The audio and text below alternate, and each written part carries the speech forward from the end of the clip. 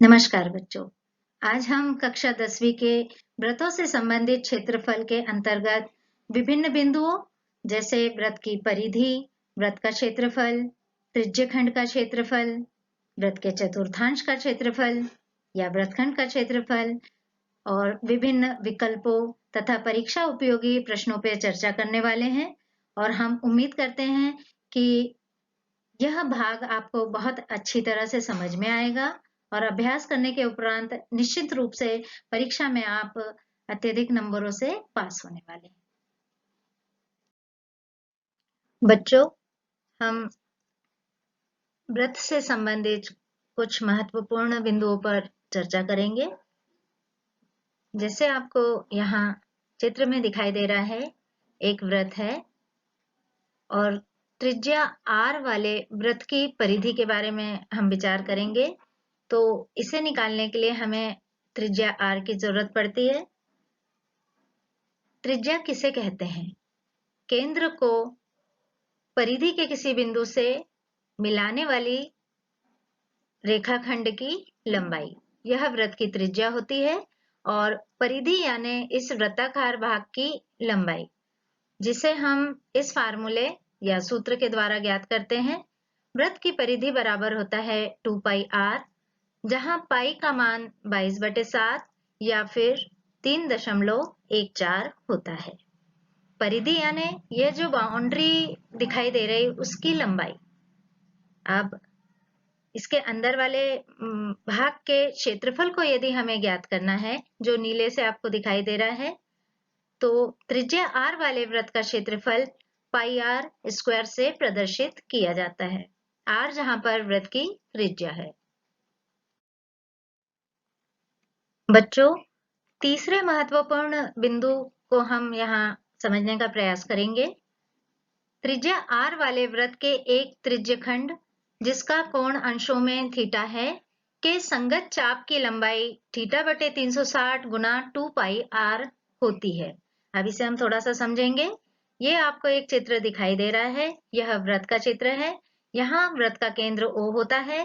अब हमने इसको दो त्रिज्याओं और एक चाप के माध्यम से अगर हम इसे काटे या ये डिजाइन बनाए, तो यह तिकोना काला भाग जो दिखाई दे रहा है, यह व्रत का त्रिज्य खंड होता है। एक टुकड़ा, खंड यानी व्रत का एक टुकड़ा है जो त्रिज्याओं के द्वारा विभाजित हुआ है। अब इसमें चाप को समझने के लिए ये हरे लाइन से ये जो वक्राकार भाग है, यह व्रत का चाप है, जिसे देखिए अलग करके दिखाया गया है। तो चाप वास्तव में व्रत का एक टुकड़ा होता है। अब यहाँ पर थीटा क्या है? तो थीटा को केंद्रीय कोण बोला जाता है, जो केंद्र पर इन दोनों त्रिज्याओं के द्वारा अंतरित किया जाता है, जिसे हम थीटा के द्वारा प्रदर्शित करते हैं। संगत चाप की लंबाई यानी यह त्रिज्याखंड में साथ वाला चाप यानी इतना भाग, इस चाप की लंबाई को हम θ/360 गुना 2πr से ज्ञात करते हैं। चौथा बिंदु है त्रिज्या R वाले व्रत के एक त्रिज्यखंड जिसका कोण अंशों में थीटा है का क्षेत्रफल का फार्मूला होता है θ/360 गुणा πr²। इसे समझने के लिए इस चित्र को हम ध्यानपूर्वक देखेंगे। यहाँ पर यह एक चाप है। चाप के किनारों से जो त्रिज्या है वह केंद्र पर थीटा कोण अंतरित करती है। यह केंद्रीय कोण थीटा है और व्रत की त्रिज्या R के द्वारा प्रदर्शित की जाती है। इस प्रकार व्रत का एक भाग जो आपको त्रिज्यखंड के रूप में यहाँ काले से बना हुआ दिखाई दे रहा है, इस त्रिज्यखंड के क्षेत्रफल को निकालने के लिए सूत्र होता है त्रिज्यखंड का क्षेत्रफल बराबर θ/360 गुणा πr²। बच्चों, अब हम पांचवें महत्वपूर्ण बिंदु पर चर्चा करेंगे। एक वृत्तखंड का क्षेत्रफल बराबर संगत त्रिज्यखंड का क्षेत्रफल माइनस संगत त्रिभुज का क्षेत्रफल। इस लाइन को समझने के लिए इस चित्र को ध्यानपूर्वक देखेंगे कि एक वृत्त बना हुआ है जिसमें आड़े से यह जीवा है जिसने व्रत को 2 भागों में बांटा है। छोटे भाग को लघु व्रतखंड कहते हैं और यह येलो कलर से बड़ा भाग जो है वह है हमारा दीर्घ व्रतखंड। अब एक व्रतखंड का क्षेत्रफल ज्ञात करने से मतलब हम लघु व्रतखंड के क्षेत्रफल को ज्ञात करने की बात कहेंगे। लघु व्रतखंड यह पर्पल कलर से दिखाई दे रहा है। इसे ज्ञात करना है तो पहले हमें त्रिज्य खंड का क्षेत्रफल ज्ञात करना होगा।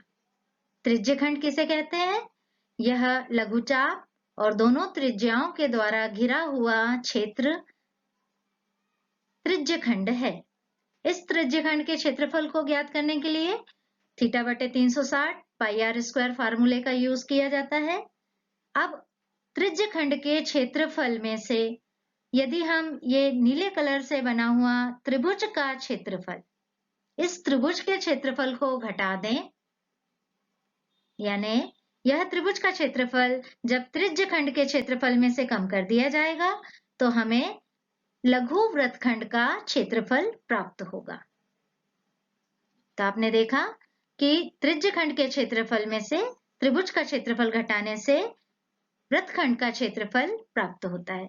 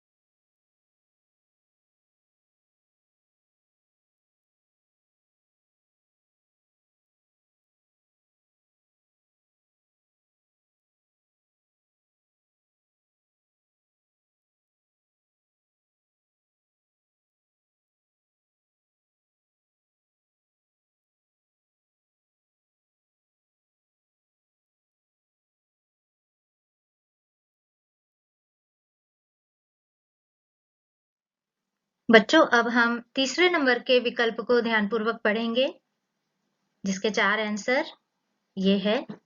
आर त्रिज्या के एक वृत्त के त्रिज्य खंड का केंद्रीय कोण थीटा है, तो त्रिज्य खंड का क्षेत्रफल होगा।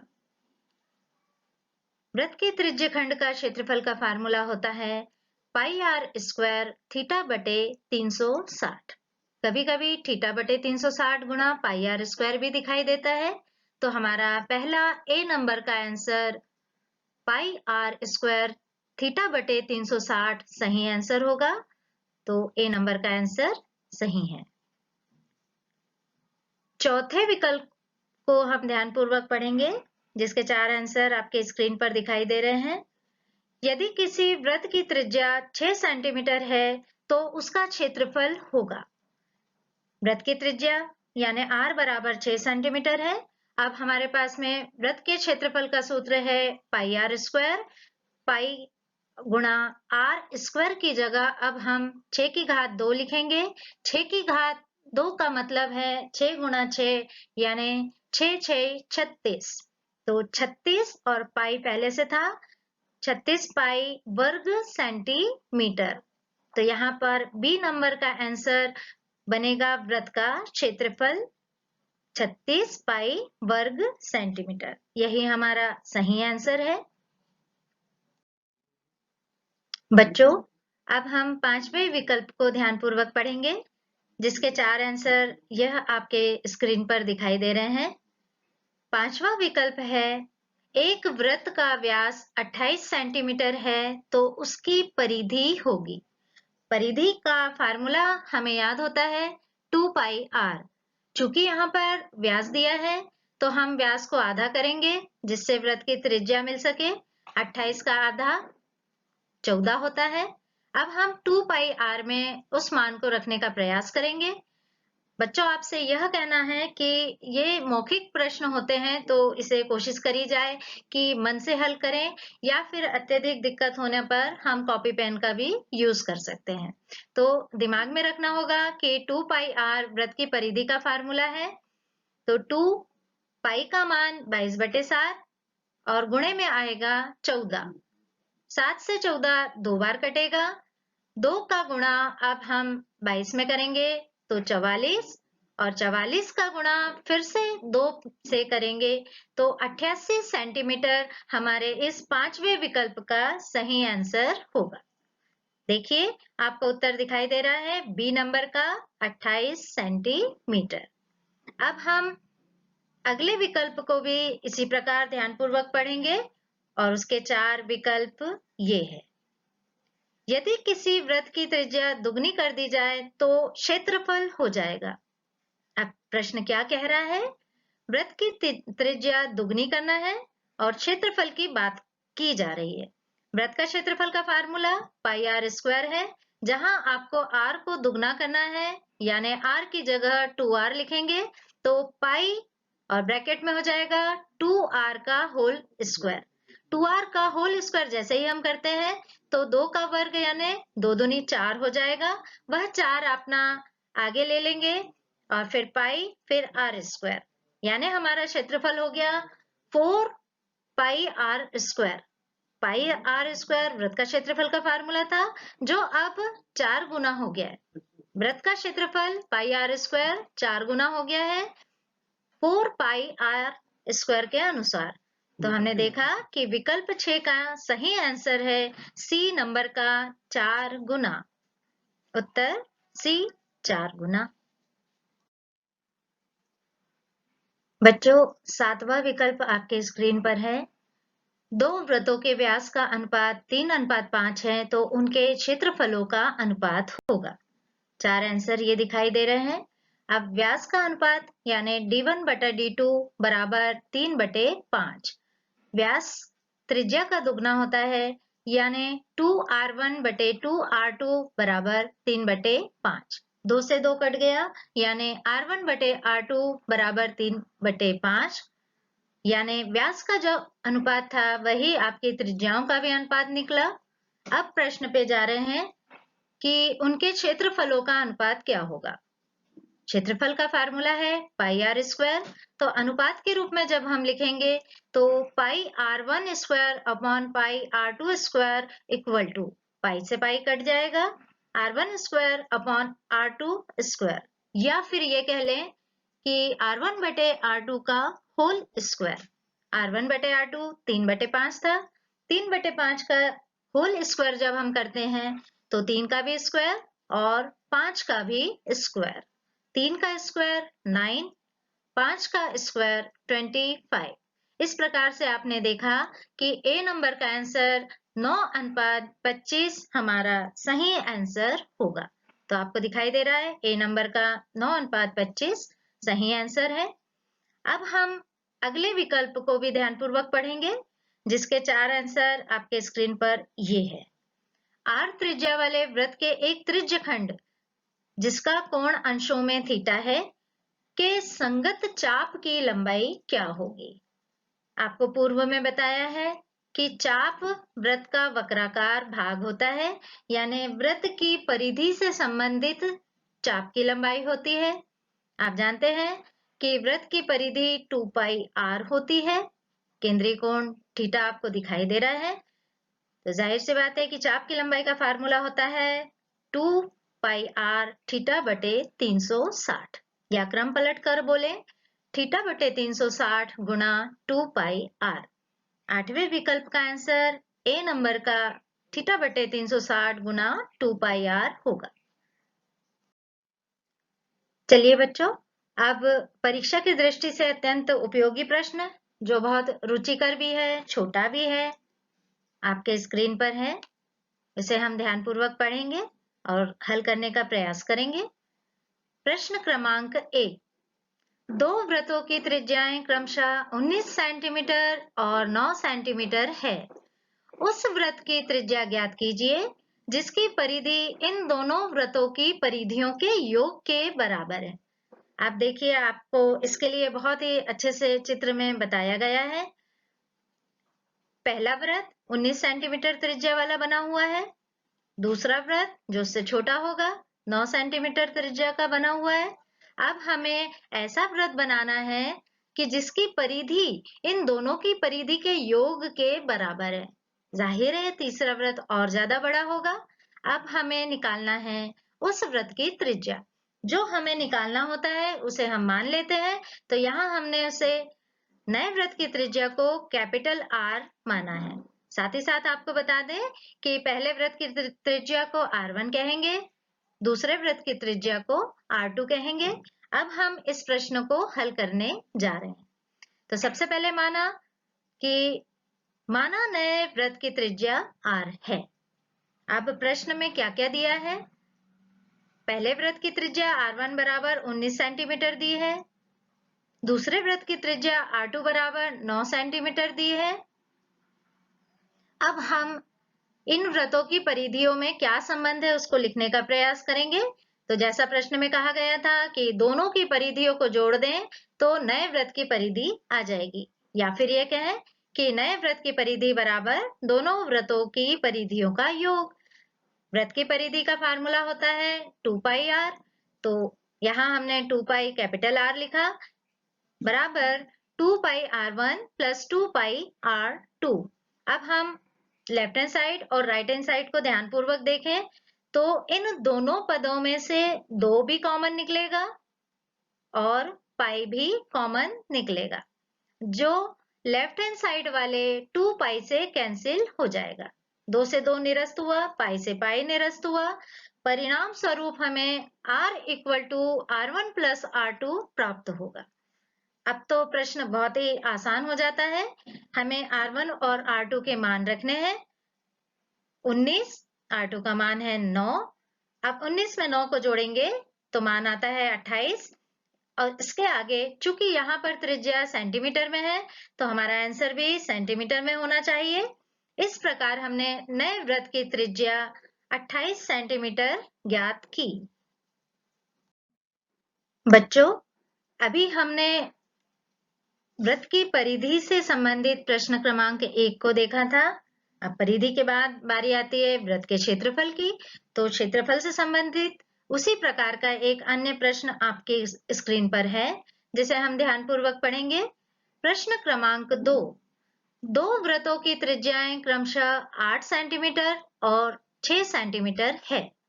उस वृत्त की त्रिज्या ज्ञात कीजिए जिसका क्षेत्रफल इन दोनों वृत्तों के क्षेत्रफल के योग के बराबर है।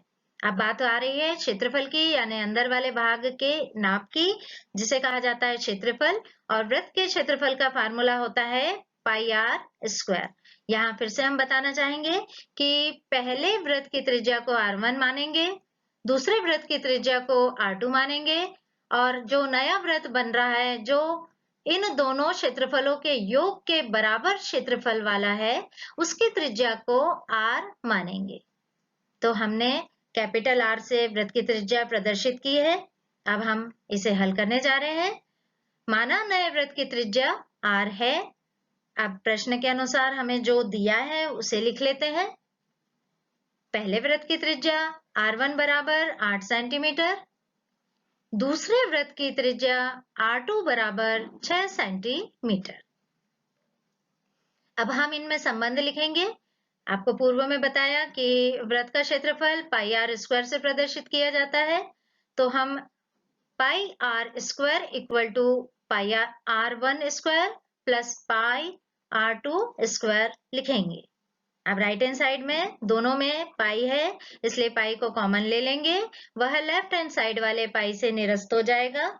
परिणाम स्वरूप हमें r square equal to r one square plus r two square प्राप्त होगा। अब हम दिए गए मानों को इसमें रखेंगे। अब आप देखते हैं कि 8 का वर्ग प्लस 6 का वर्ग, 8 का वर्ग यानी 64, 6 का वर्ग यानी 36, जिसे हम लिख देंगे।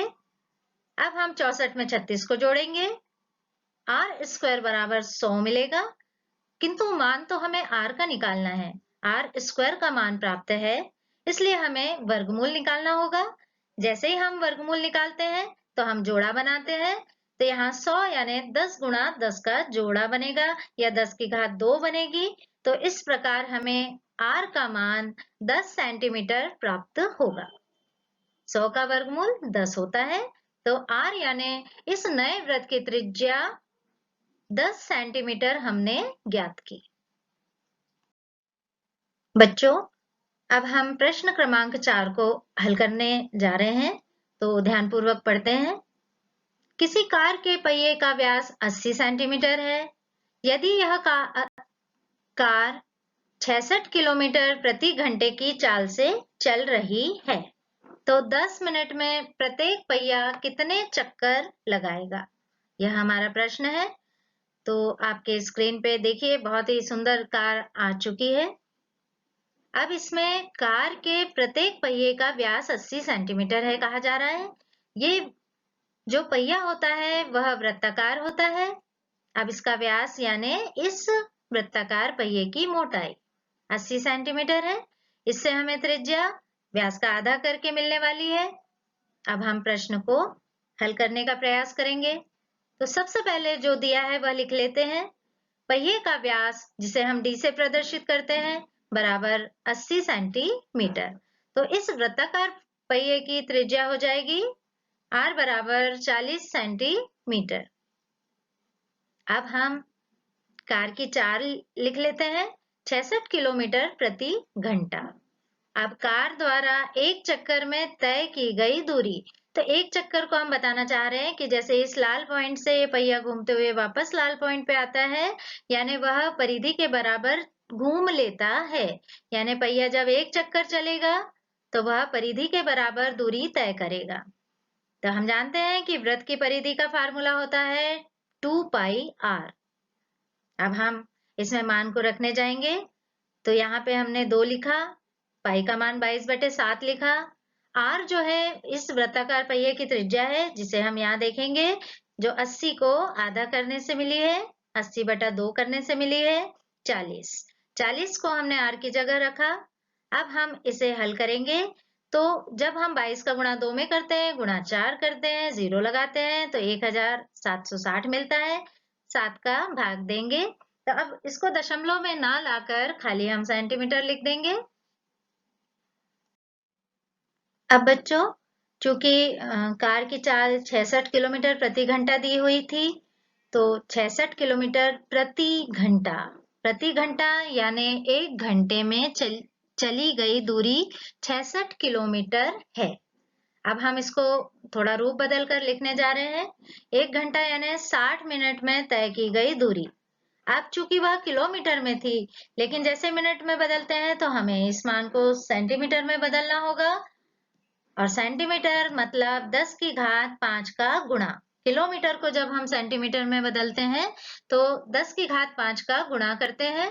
तो इस प्रकार हमने देखा कि कार की चाल 66 किलोमीटर प्रति घंटा थी। इसको हम कह सकते हैं कि उस कार ने 60 मिनट में 66 गुना 10 की घात 5 सेंटीमीटर दूरी तय की। तो इसे हमने लिख दिया। अब हमको निकालना है कि वह कार 10 मिनट में कितनी दूरी तय करती है। तो तो तय दूरी के लिए निकालने के लिए हमें 60 मिनट में तय की गई दूरी गुणा इस 10 का गुणा करेंगे और यह 60 बटे में आ जाएगा। अब हम इसे सॉल्व करें तो आप देखेंगे कि इस 0 से ये 0 कट चुका है। 6 से 66 कटेगा, 6 कम 6 और 66 11 बार कटेगा। इस प्रकार 10 मिनट में तय की गई दूरी 11 गुणा 10 की घात 5 प्राप्त हुई। अब हमें 10 मिनट में प्रत्येक पहिया द्वारा लगाए गए चक्करों की संख्या निकालना है। तो उसके लिए हम निकालेंगे 10 मिनट में तय की गई दूरी बटा जो हमारा मान आया था 1760 बटे 7 का हम भाग देंगे, यानी उस मान को पलटकर लिखेंगे। तो हमने क्या किया, 10 मिनट में तय की गई दूरी में एक चक्कर में तय की गई दूरी का भाग दे दिया। तो अब हमें चक्करों की संख्या प्राप्त हो जाएगी जो है, इसे सॉल्व जब हम करेंगे तो 4375 प्राप्त होगा। बच्चों, एक बहुत ही छोटा सा और इंटरेस्टिंग प्रश्न आपके स्क्रीन पर दिखाई दे रहा है। 6 सेंटीमीटर त्रिज्या वाले एक वृत्त के एक त्रिज्य खंड का क्षेत्रफल ज्ञात कीजिए जिसका कोण 60 डिग्री है। केवल इसमें एक फार्मूला लिखना है और उसमें मान रखना है। यह बहुत आसानी से हल होने वाला प्रश्न है। तो हम जानते हैं कि त्रिज्य खंड का क्षेत्रफल का सूत्र होता है थीटा बटे 360 गुणा पाई आर स्क्वायर। तो आर यहाँ पर 6 सेंटीमीटर है, थीटा यानी केंद्रीय कोण 60 डिग्री का है। आप चाहें तो यहाँ ऊपर दिया है, मैं वृत्त की त्रिज्या बराबर 6 सेंटीमीटर और केंद्रीय कोण थीटा बराबर 60 डिग्री लिख सकते हैं, फिर यह फार्मूला लिख लेंगे। अब हम मान रखने जा रहे हैं। हाँ, आपके स्क्रीन पे यह चित्र बना हुआ है जिसमें त्रिज्य खंड कैसा होता है वह भी दिखाई दे रहा है। त्रिज्य खंड वृत्त का एक टुकड़ा होता है केंद्र से, जिसमें 2 त्रिज्याएं होती है और चाप इनसे घिरा हुआ भाग को हम त्रिज्य खंड कहते हैं, जहां पे केंद्रीय कोण यानी दोनों त्रिज्याओं और केंद्र पर दोनों त्रिज्याओं के द्वारा बना हुआ कोण है, यह 60 डिग्री लिख दिया। और वृत्त की त्रिज्या यहाँ पे हमने 6 सेंटीमीटर दिखाई है। अब हम मान रखने जा रहे हैं। थीटा का मान है 60 डिग्री, 360 पाई आर का मान है 6, तो 6 की घात 2। अब हम इसको थोड़ा और विस्तार कर लेते हैं। 6 की घात 2 का मतलब 2 बार गुणा, 6 गुणा 6। अब हम इसे काटेंगे तो देखिए यहाँ 0 से 0 कट गया है, अंश वाले 6 से हर वाला 36 काटेंगे तो 6 6 36 से हमें हर में 6 मिल चुका है। अब देखिए कि यह हर वाला 6 अंश वाले 6 को भी काटेगा और पाई इंटू 6 यानी 6 पाई सेंटीमीटर स्क्वायर हमें त्रिज्य खंड का क्षेत्रफल प्राप्त होगा। यहाँ आपको एक बात बता देना चाहते हैं कि क्षेत्रफल को हमेशा इकाई की घात 2 से प्रदर्शित किया जाता है, मतलब मात्रक के रूप में हमें जो भी मात्रक दिया हुआ है उसमें स्क्वायर लगाकर क्षेत्रफल का मात्रक प्राप्त करेंगे। त्रिज्य खंड का क्षेत्रफल हमने 6 पाई सेंटीमीटर स्क्वायर प्राप्त किया। बच्चों, एक अन्य प्रश्न आपके स्क्रीन पर दिखाई दे रहा है, इसे ध्यानपूर्वक पढ़ेंगे और इसे हल करने का प्रयास करेंगे। एक वृत्त के चतुर्थांश का क्षेत्रफल ज्ञात कीजिए जिसकी परिधि 22 सेंटीमीटर है। तो सबसे पहले हमको इसको चित्र में समझना होगा कि वृत्त का चतुर्थांश यानी वृत्त का चौथाई टुकड़ा। अगर हम वृत्त के 4 बराबर भाग करते हैं तो यह हमें नीला जो भाग है वह चतुर्थांश के रूप में मिलेगा। अब हमें इसका क्षेत्रफल निकालना है, तो हम इसको त्रिज्य खंड की तरह समझेंगे। तो सबसे पहले हमें इसकी इस त्रिज्य खंड या चतुर्थांश की त्रिज्या प्राप्त करनी होगी। अब चूंकि प्रश्न में परिधि का मान दिया हुआ है तो सबसे पहले हम मान ले कि वृत्त की त्रिज्या r है और परिधि का मान 22 सेंटीमीटर है और परिधि वृत्त की परिधि का सूत्र होता है 2 पाई r। तो हम 2 पाई r इक्वल टू परिधि की जगह 22 लिख सकते हैं। अब हमने पाई का मान 22 बटे 7 लिखा। कभी कभी पाई का मान 3.14 भी लिखा जाता है, थोड़ा प्रश्न को देखना है, समझना है।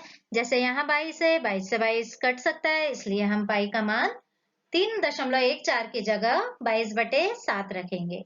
तो ये प्रश्न पर डिपेंड करता है कि हमको कौन सा मान रखना है। अब देखिए यहाँ पे मान रख चुके हैं।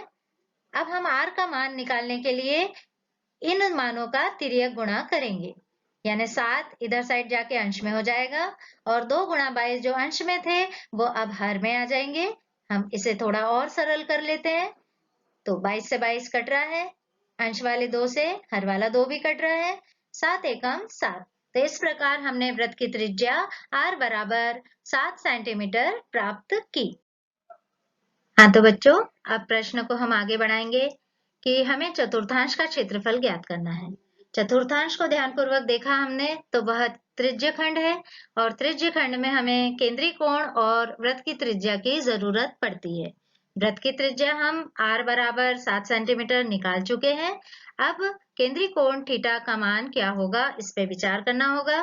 तो जब हम चतुर्थांश को देखते हैं तो उसमें केंद्र के साथ जो त्रिज्या है 90 अंश का कोण बनाती है, या फिर ये कह ले कि 360 अंश का जो पूर्ण कोण होता है, जो केंद्र के परितः 360 अंश का बना होता है, उसका चौथाई भाग चतुर्थांश का केंद्रीय कोण होगा। तो हमने देखा कि थीटा का मान 90 डिग्री आया, जिसे हमने लिखा r की जगह 7 की घात 2 लिखी। अब हम इसे थोड़ा और सरल करेंगे तो आप देख रहे हैं कि ये 0 से ये 0 काट दिया गया है। 9 से 36 कटेगा, 9 एकम 9, 9 चौक 36, 7 की घात 2 यानी 7 गुणा 7 लिख लिया है। अब आप थोड़ा और अंश को हर से काटेंगे तो यहाँ 4 है, यहाँ 22 है, 2 से कटेगा, 2 दूनी 4 और 22 कटेगा 11 बार। इस 7 से अंश वाला 7 कट गया है। अब हमारे पास आ जाएगा 77/2 सेंटीमीटर स्क्वायर। इस प्रकार हमने वृत्त के चतुर्थांश का क्षेत्रफल ज्ञात किया।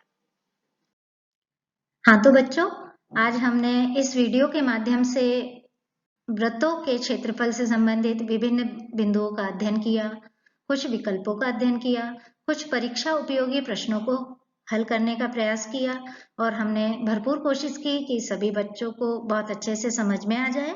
और अब आप इनका बहुत अच्छे से अभ्यास करिए, उन्हें बार बार करके देखिए और निश्चित रूप से आप परीक्षा में इस टॉपिक पे तो सफल होने वाले हैं, ऐसी हम उम्मीद करते हैं। धन्यवाद।